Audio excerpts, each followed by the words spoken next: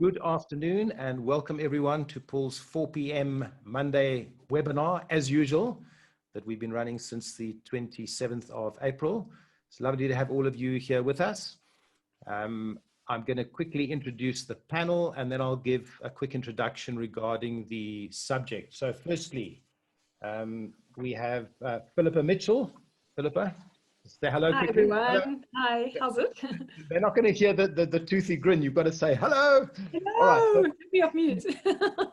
so propelled by her love for the printed word, Phillipa owned a specialist academic bookshop for almost 30 years. Now she's an internationally published author, an accomplished book editor, and a professional ghostwriter. She loves a good game of Scrabble, as one does if one's a person into writing, but says she totally sucks at Monopoly. Well, that's okay. We'll stick with Scrabble. Tiffany Markman. Hi, Tiffany. Hi everybody. Thanks for having me. She is a corporate trainer and a presenter who speaks on writing, language, social media, digital marketing, email, and a whole lot of other things. She specializes in creating customized training courses for large or niche businesses, using trainers' own writing as the basis for her highly tailored training material. In the digital space, Tiffany is a social media writing trainer for various international writers' colleges. She's written several books and has a big mouth and tiny feet. Can we see the feet? Yeah, sure. There we go. Well, yeah, they are tiny. Okay, good stuff. But where is this feet? I can't see these. Oh. Yeah. See you later, Jacques. You've got to be quick. You've got to be quick. I know. You must talk when Jacques you Villiers. Jacques, say hello. Hi. Hello, everyone. Jacques de Villiers helps superheroes unleash their epic story into the world by helping them write their autobiographies and memoirs. He has ghostwritten 12 books and written one of his for his own account, which I've written, which is excellent.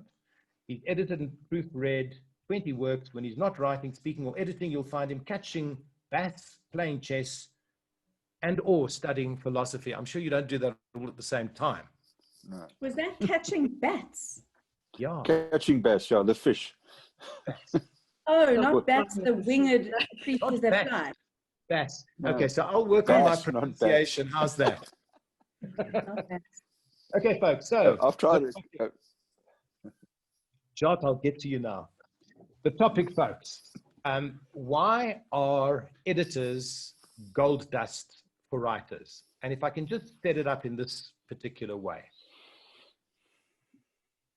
Since one no longer needs a publisher to publish one's book, the fact that one can now do it by self-publishing, I think it's created a scenario where there are so many more writers going out there, writing their own books, writing more articles, and so on and so forth. There's plenty of blogging going on, but as I was saying earlier when we were chatting, I've gone back and looked at some of my blogs from 5, 6, 7, 10 years ago, and I've thought to myself, what was I thinking? Where was the logic? Why didn't I just get somebody to edit my articles before I went live? So we're going to chat about editing, what you should edit, why editing is important. And Phillipa, if I can start off with you and ask, can you explain the different types of editing that are available to writers? Yeah, with absolute pleasure. So my focus will be more around books than around articles, but I'm sure that the same techniques apply no matter what an editor is editing. So in terms of books, there are three main types of edits that a book would go through.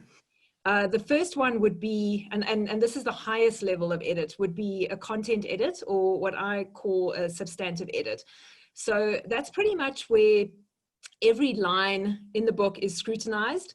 It may require rewriting. There will be changes to grammar and punctuation, and it is quite a ruthless process when compared to the other types of editing. Things like facts, especially with nonfiction, facts, names, spellings of names and surnames, dates, that kind of thing is all part of a substantive edit. If an author has, for instance, put a quotation at the beginning of a chapter, the editor would actually need to go and make sure that that quotation is actually correctly worded. I had an issue with a book that I did recently where the author had copied and pasted quotes off the internet, as most of us do. And he'd taken something from Robert Frost's The Wailing Wall, and a reader's review, it was just a small line, had actually ended up in the quote, you know, in the poem. And someone that's not familiar with a quote may see it as part of the quote. So that kind of, it's pretty much what a substantive edit covers. Then also what it covers is if the text doesn't flow, or if the book is structurally flawed, the editor would have to move content around, the editor might have to rewrite, or the editor would send the book back to the author and say, I don't know what you're trying to say, please can you rewrite this? And then they'd have to go through that section again. So it is quite an intense edit, the substantive edit.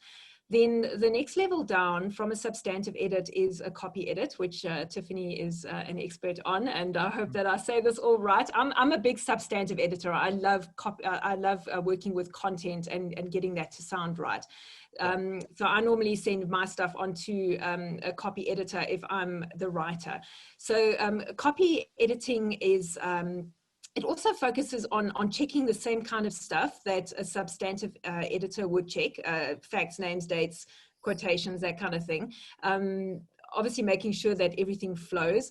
But the critical part is checking the grammar, the punctuation, spelling mistakes, and typos. That's the most important part. Then the next level down is the proofreading. Now, a lot of people don't think that this is important. It's exceptionally important. Even though it's the lowest level of editing, it's basically the stage where the person who's doing the proofread will literally go through the book word for word and any errors that might have been missed at the copy editing stage. And really no book can afford to go without this critical step.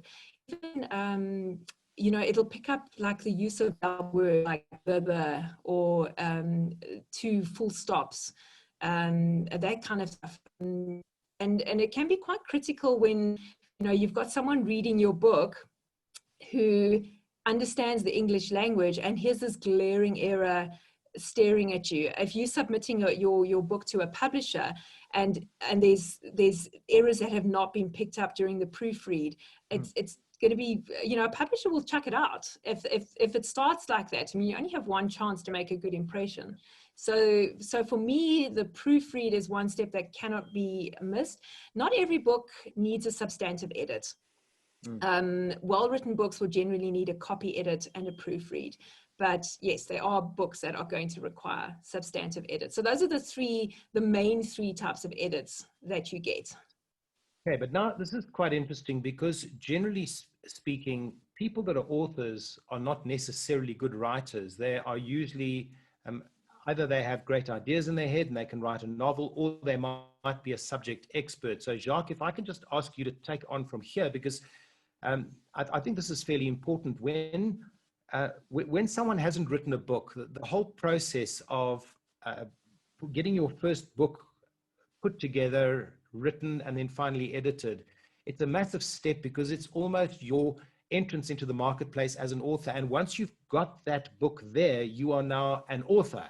And how good or how bad that first book was really is your entrance into the marketplace. What is your comment on that, and how should one approach that as a first-time author? Yeah, so, you know, these days with self-publishing, it's getting pretty easy for everyone to become an author. I mean, if you've got 20 grand, you can pretty much get 100 books printed with the cover design and what have you. So as an editor, the challenge I face is that, well, as a writer, firstly, your first draft should be basically vomiting on the page. You should get everything on the page.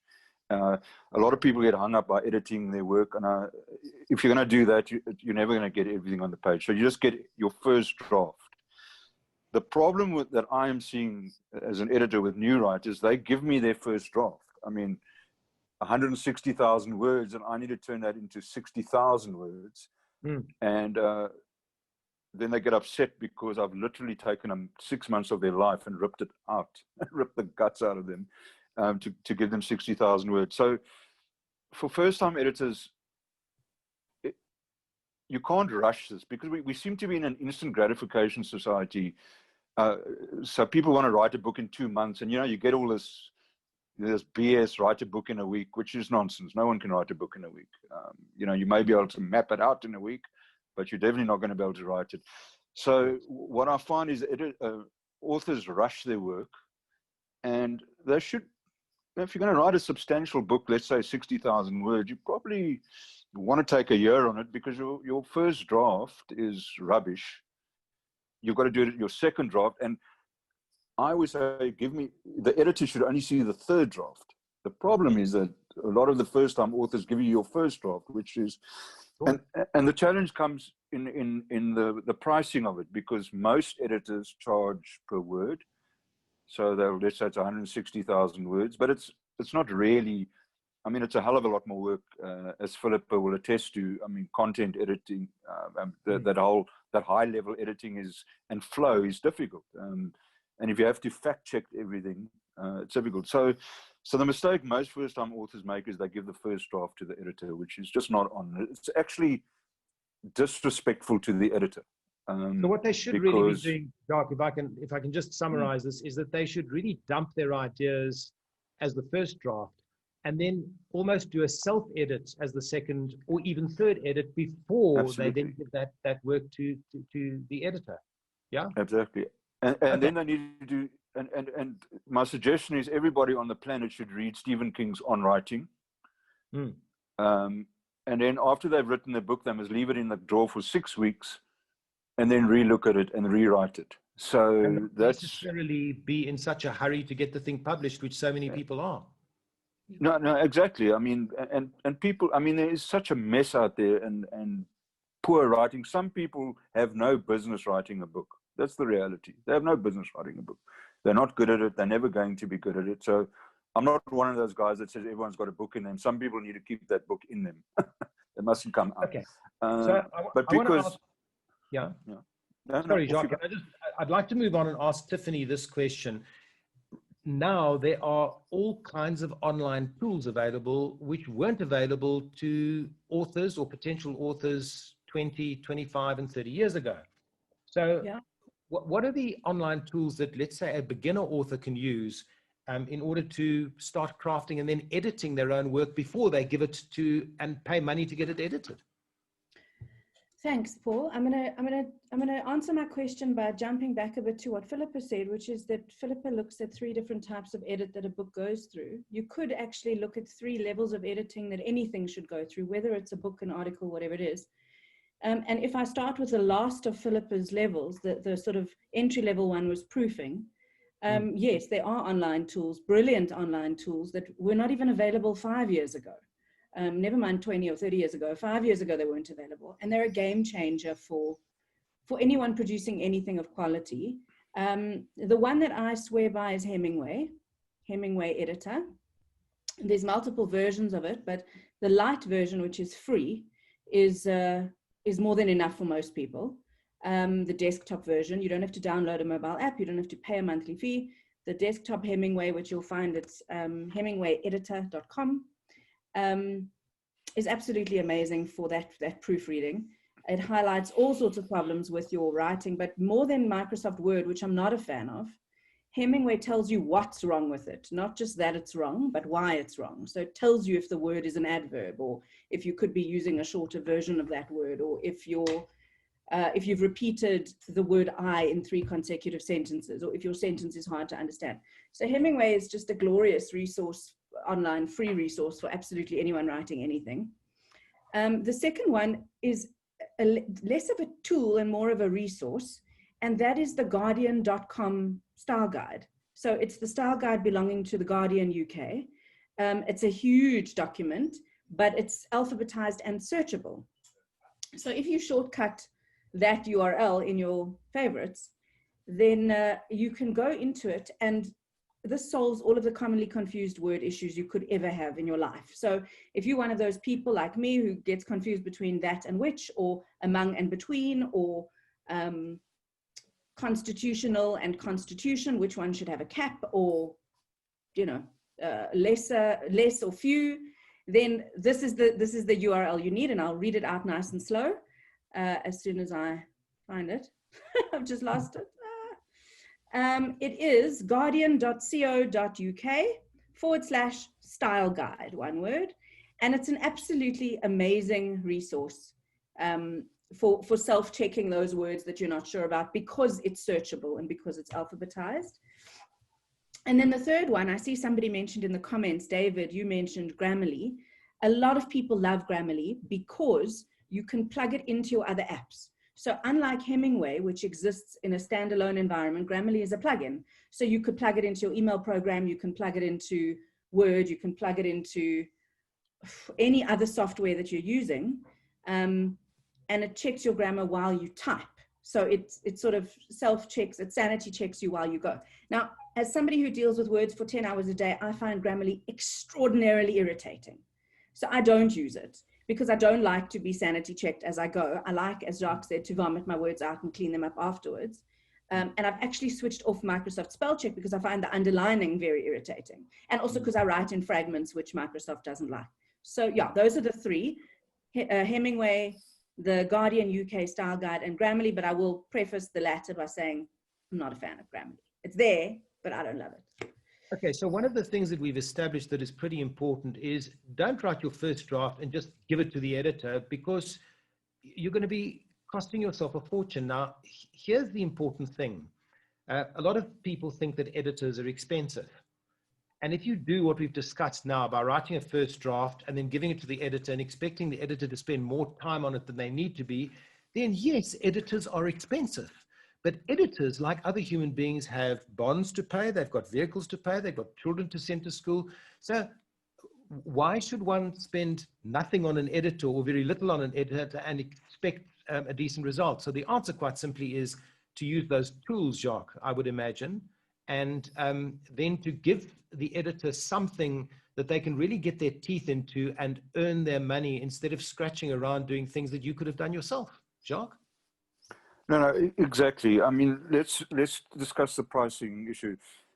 By far, editing is the most expensive piece of the whole book process, unless you have a ghostwriter that's really expensive. But if you do it yourself, you should be budgeting most of your money for editing.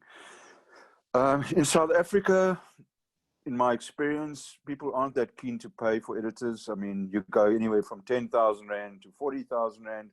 But if we start pushing the 50 to 100,000 Rand, which is, we're absolutely, sorry, this low power, we're absolutely worth that. But a South African author can't handle that kind of budget generally, that I've found. If you go overseas, for example, the top authors spend $1 million on their editor, but then they have an editorial team of 10 that literally rip that book apart and reconstitute it, and it takes another 18 months. But they're going to make themselves $20 million, so it's worth spending the $1 million. We're not there in South Africa because whoever you listen to, the bestseller here has 4,000 to 5,000 copies, and most of us can't really make money. In fact, most self-published authors, in terms of nonfiction, use a book more as a branding tool than trying to make money out of it. So as a speaker, for example, it's good to have that as a business card on steroids. So you need to budget. And it's a bit off the topic, but you need to budget for your book design cover, your cover. You can't do it yourself. Book design will cost you anywhere from 1,500 Rand to 3,500. That's what a book designer will charge you. Typesetting is the second thing, which is where they put the book together and make it look like a book. 2,000 Rand is about what you need to budget for that on average. And then, of course, the printing is anywhere from about 56 Rand a book to 76 Rand a book. Depends on the paper. There's a whole bunch of things. But you should be budgeting, I would say, the minimum for your editor, 20,000 Rand as a South African order. And the problem is, I mean, I've done work for like 5 grand, but I can't tell a guy, well, I'm only going to give you 5 grand's worth of editing, because I mean, there's a bit of pride in this business, so you will still do a full edit. But eventually, eventually you're going as an editor, or maybe it's just me, but shit, I've done a month's work for $5,000, and that's not, it doesn't make me feel great. So I think you should consider paying editors well, because as you say, they do need to pay the bond. And the challenge is that most editors charge per word. So it can be anywhere from, I don't know, 20 cents a word to R3.50 a word. You know, so. Really, in a sense, Jacques, what you want to do is that you want to get hold of a little bit of the writing and get some kind of idea about what it is that you're going to be editing before you quote.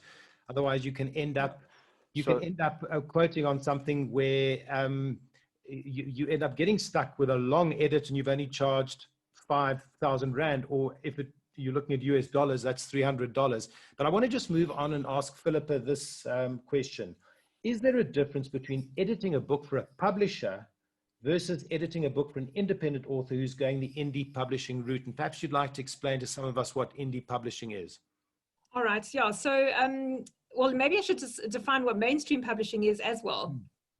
So your mainstream publishers are your Penguins, your Random Houses, your HarperCollins, your Oxfords, your Cambridge University, you know, people that have, you'll see their brands on books. So that's your mainstream publishers. Now, basically what they do is when a mainstream publisher accepts your book, you sign a publishing deal with them and the book becomes theirs. You have no control over that book once they have their hands on it, as much as you want to. The publisher will then give you an advance on your book, and then when it actually gets published, they will then pay you royalties on every copy sold. Okay, but they take all the risk. You don't have any risk. Then you get your independent publishing, where all the risk falls on you. You are in full control of the process of taking your book from manuscript right through to holding a copy of the book in your hand. So in terms of editing for a publisher versus editing for an independent author, now as sorry about the light behind me, I'm gonna stop moving. As an editor for a mainstream publisher, a lot of the time, once a book is accepted by a publisher, the book has either been well written by someone who understands structure and grammar and everything, okay, and the book may not require a substantive edit, or the book has already been through an editor prior to sending it to the publisher. So generally what the publisher will then do is they're going to look at the book and go, okay, who's our market? Is there anything in this book that is not going to work? And then they might actually take their book and pull chunks out of it if that content does not appeal to their market. Or for instance, if they're selling to a particular country, that maybe wouldn't understand, you know, they believe their readership isn't interested in that kind of stuff. They might have to rephrase stuff or explain stuff more. Okay. You know, so obviously they will rewrite content, or they will send it back to the author to rewrite if it's highly technical. Now with independent publishing or indie publishing, the author has got far more control over the book, and I think that's also sometimes why there's so much shit that, sorry, excuse my Italian. But you know, you're right. You're right. You know, you sing it, Phillipa. You sing it. So yeah, they've got all this control over their book. Of course, they have control over their editor as well. So I've edited many books for independent publishers, as I can hear Jacques has as well. So we know the kind of material that we're receiving. I agree on the first draft principle. Often it can be flawed, okay, structurally flawed. And either you go, well, if you're prepared to pay me and if I have the time. Now, a lot of editors are booked up for months, if not a year in advance. Okay, if you've got the time and you've got the money, if the editor has the time and the author's got the money, the editor can fix your book and you'll pay a premium price for it.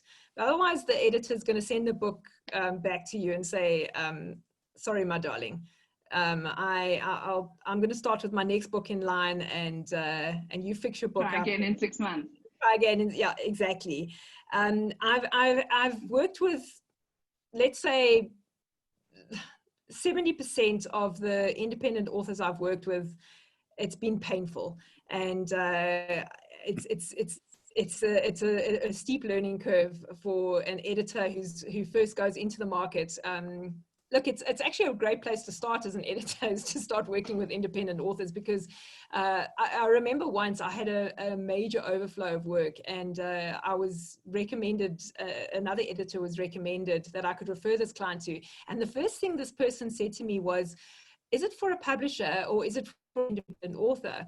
And I was like, well, does it make any difference? But after having done work for publishers, I can definitely understand the difference. And I think as an editor, working with a publisher is a lot more high level than working with independent authors. But needless to say, there are some excellent independent authors out there. I'm not going to throw them all away. And I have worked with some really, really amazing books that I've had great joy in editing and getting them out there.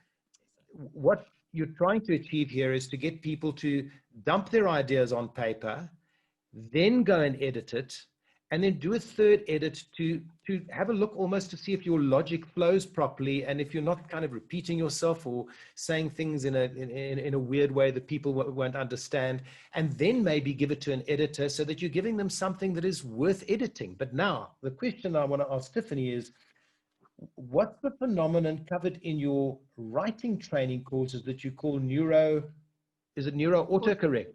Neuro autocorrect, yeah. Okay, and how does one overcome it? In other words, that thing whereby you try and proofread your own writing, but you just go over the mistakes over and over again because you don't see them anymore.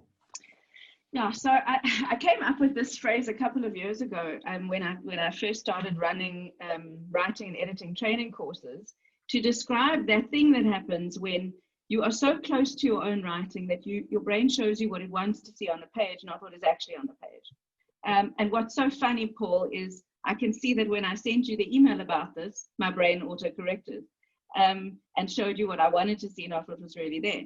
So what happens is you get too close to your own writing, you lose that cold eye that editors have when they edit third-party copy, and your brain tells you what it wants to see. So for example, you will think you are seeing the phrase public holiday on the page, but actually what you've written is cubic holiday, and your brain will say that's completely fine, and Microsoft spell check will say that's completely fine, and it's not completely fine.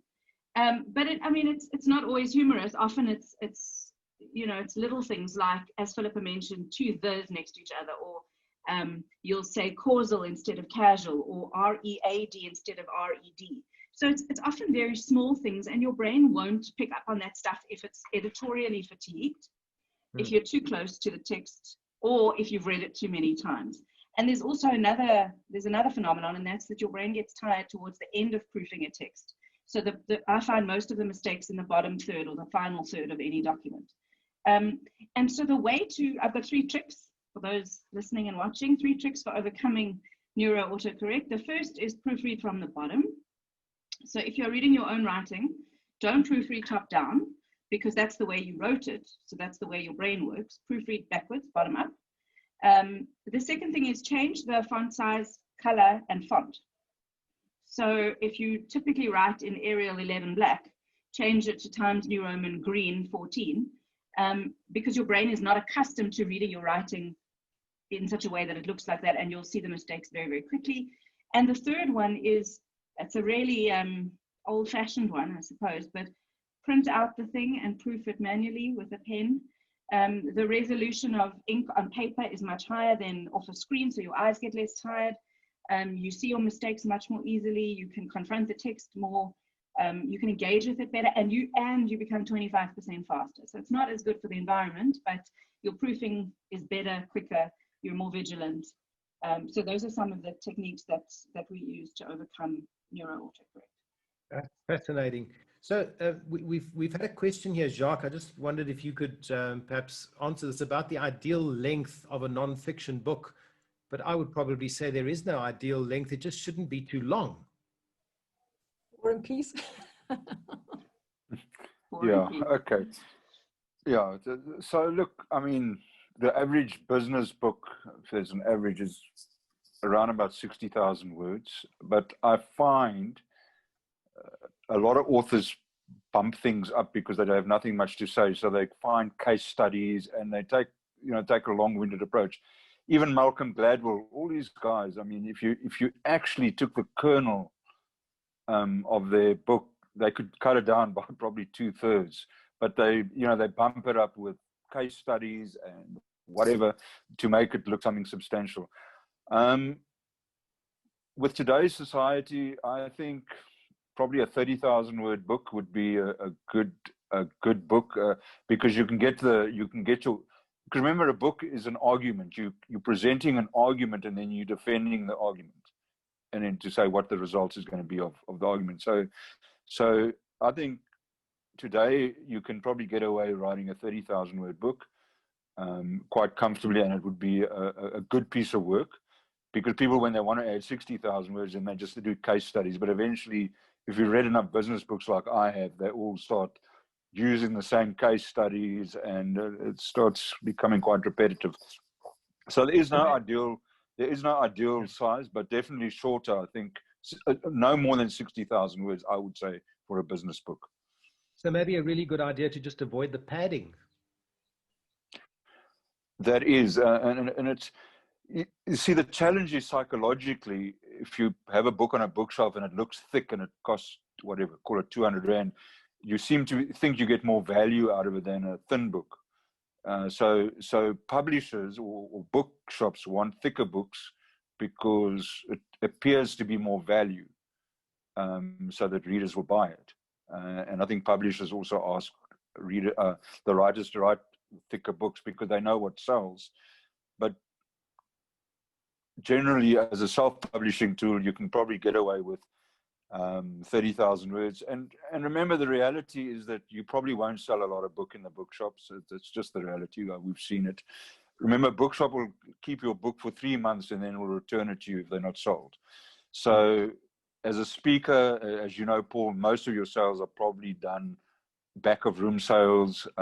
Tiffany, your books are probably back of room after the course. They want a bit of you.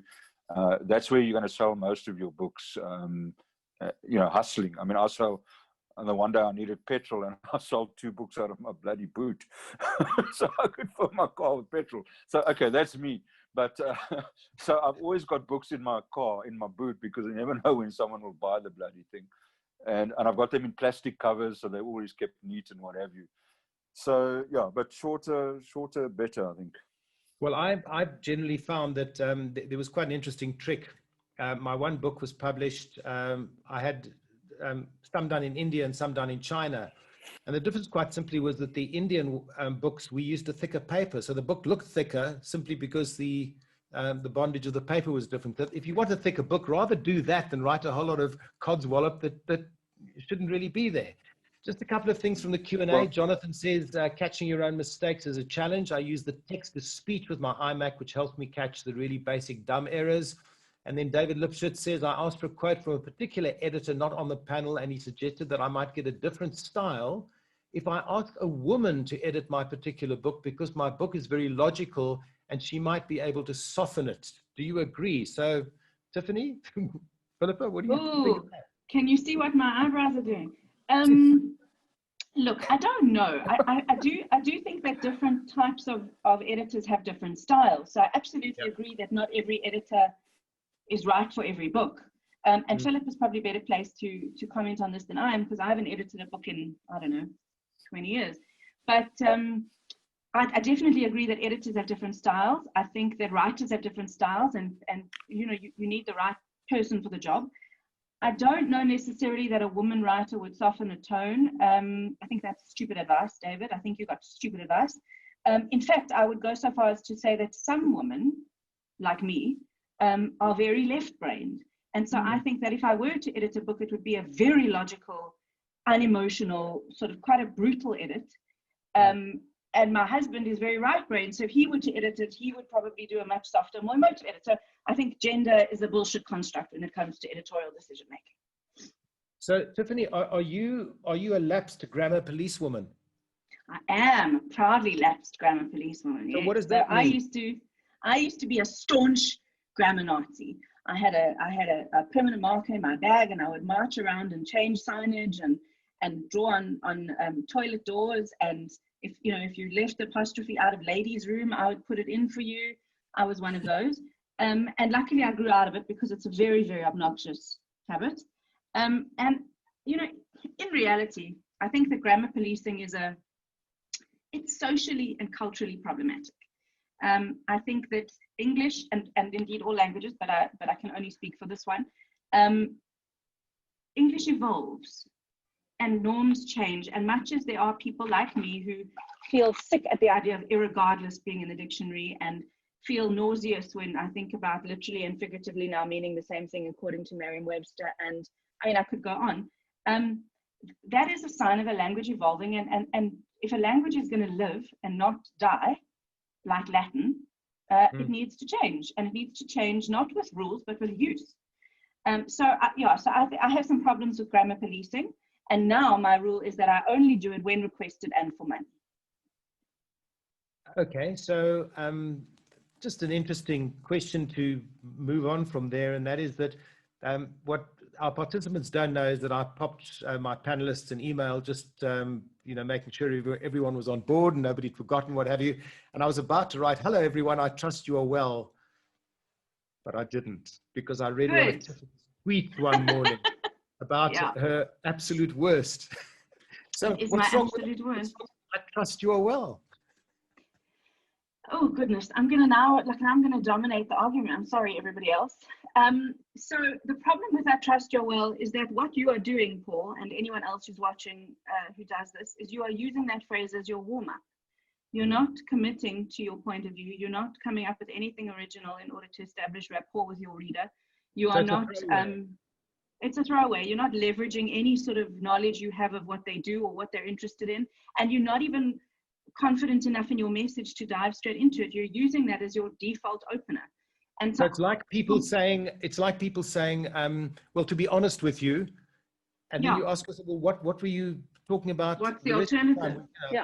Absolutely, very much so. So look, in the era of COVID, you can inquire as to people's health, which I always objected to in the past, but I even made a video retracting that at the beginning of lockdown. So you can engage with how people are and hope that they're well, but say it another way. Say, I hope that you and your family are safe if you know them very well. I hope that you are able to be productive during these unusual times.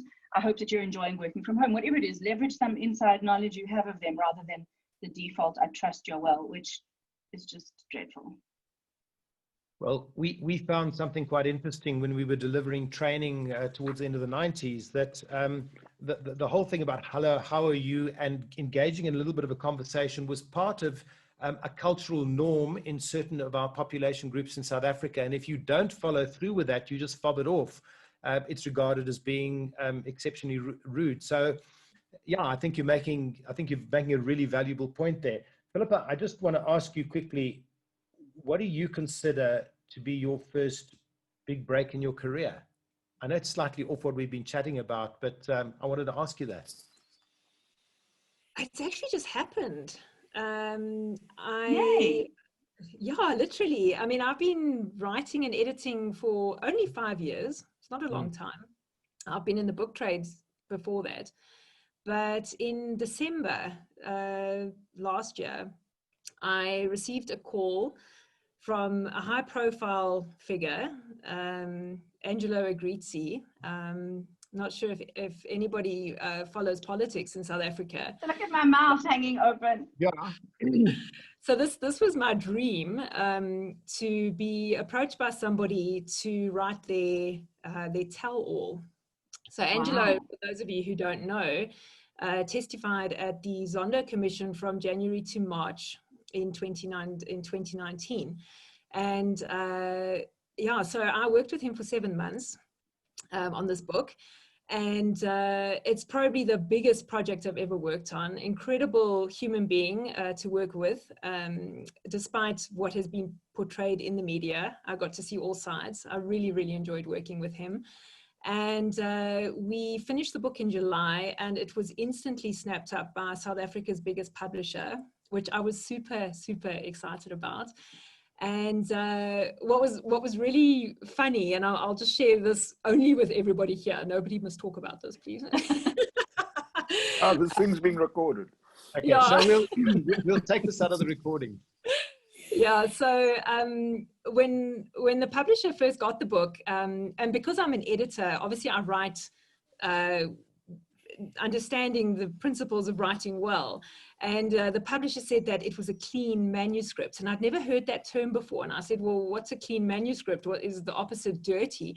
And what would that mean? And they said, no, a clean manuscript is one that requires only a copy edit and a proofread. And I was like, oh, fantastic. And we were guns blazing. We were getting this book out there. And then the publisher decided that they just wanted to have a legal expert look at the book, because there'd been a bit of press about the book and a lot of interest. And so they got the lawyers to have a look at the book. And what happened at the Zondo Commission, it's not a court of law. So basically, everybody that was named and shamed in the book, and some of them were spoken about at the Zondo Commission, they have not yet been tried. So here we have this book where it's all truth. Everything that has been stated is truth, but these people have not been, they have not stood on the stand, and they have not been declared guilty or innocent. And so when the lawyers got hold of the book, this clean manuscript was ripped to pieces in parts. They pulled sections out. They decided that we weren't going to name certain people, that we were going to allude to stuff. It was, and the book actually had to be edited after the lawyers got hold of it. So now the book is going to only be released in November. It was supposed to be on the shelves on the 1st of October, but we needed that extra time just to fix everything up. But very, very interesting to actually work with a publisher and to understand that publishers are very much about making money. It's a big business for them. And I think that's also why a lot of publishers turn books away. They look at the content and they go, is this going to sell? How well known is this person that's written this book? How do they have a fan base, or like a non-fan, you know, like are there people out there that hate them? And of course, Angelo has got many labels, and he is very well known. So I think that's one of the main reasons why his book was snapped up, and also because it's so topical. But what publishers are very, very wary of is reputation. And if for instance, I mean, I've seen it a few times in my career as a bookseller. You'll get a book like The Boys of Bird Island, which contained major factual errors, and the publisher had to recall that book. And the legal costs of putting a book out there without having it first run through lawyers to double check what's actually in that, because a lawyer can actually be an editor in terms of fact checking. There was also that disaster that happened a few years ago with Jacques Publishers. They put out Benang's book, and they ended up, the manuscript wasn't, it was heard like, I don't know, first draft, second draft. That book, disaster, but cost the publisher, they had to recall those books from every single store. But what was so fascinating was suddenly everybody wanted that book. There was this. I've got one of those first ones. Yeah, just because it had the factual errors. So as soon as I heard there was going to be a recall, I bolted and got one. Of course, and that's generally what everyone does. But in a sense, you've given us a very important indicator here, because you might be a subject expert in a particular area, but it's not, you're therefore not going to produce a book that is going to enjoy a wide circulation, because it's for a very narrow niche market. And if you are rejected by a publisher, I would simply say, don't give up hope. Go and do a self-publishing job. Print a few hundred copies, get it available electronic, and marry it in with your business. Because just by virtue of the fact that you've got that book and you've taken the trouble to have it properly edited, and you've got something that you can really be proud of, that is almost in a sense going to be your calling card or your signature that you can use to help you go forward in your business. So I'd like to just ask each panelist one last question. And if you could keep your answer relatively brief so that we don't keep people here with us forever, even though I'm sure they're fascinated by what we're talking about. We did say 45 minutes. So Jacques, I just want to ask you to summarize for us, why should people, in a nutshell, have their book edited? Well, remember, you're a brand, so a book is part of your brand. And if you have a lackadaisical book, people think you're a lackadaisical brand, and you won't have gravitas. So purely, as most writers in South Africa do business writing, it is for branding, because you certainly don't make a huge amount of money out of it. You've got to protect your brand. So spend money on the editor, spend time on the editor. That's my 2 cents worth. Tiffany, your best parting tip for our people who are interested in knowing about editing? I think that if you're wanting to get better at editing your own work, the best way to do that is to split it into 3 phases. So read it first, top to bottom, and proofread backwards. Then do a copy edit. So ask yourself if you've waffled, and relentlessly remove that waffle. Pretend you have to pay for every word you use, and if you wouldn't spend 50 cents on it, it must go. Kill all those darlings. And then the third one is read the final draft out loud, because you can't see flow. You can only hear flow. So if you wanna get your writing logical and coherent, you got to read it out loud. Mm-hmm. Just before I go to the end, there was one more here. Okay, so that's a bit long. I'm going to go to Phillipa now, and I'm going to just ask her your final tip for our audience regarding editing. I think it's going to come back to writing. The most important thing when you're writing is that you're writing for the reader. You're going to save your editor a hell of a lot of time if you actually pretend that whatever you're putting on paper, somebody else needs to read it and understand. So don't assume that what you're putting out on paper is going to be understood by anybody just because you have the knowledge. It has to be always written with the reader in mind, and that is going to make a successful writer, where you talk to your audience and write well.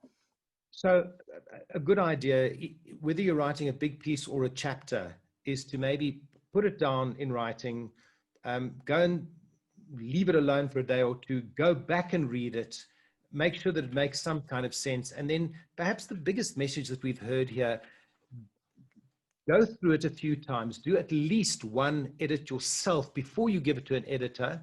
And if you do choose an editor and you want to put out a decent book, pay them properly, because the editor deserves to be paid. And if you give them something that's worth editing, you can be sure that they're going to do a good job on it. And not only that, they're going to be able to stay awake enough to really produce something and make your writing what it deserves into a fantastic book. So I'd like to thank my 3 panelists, Phillipa Mitchell, Tiffany Markman, and Jacques de Villiers. I think you've all been absolutely fabulous. I've enjoyed this thoroughly. I've learned a tremendous amount. And to those listening, to those who are going to be listening to the recording, and to those that are with us on the webinar, please go out and write that book.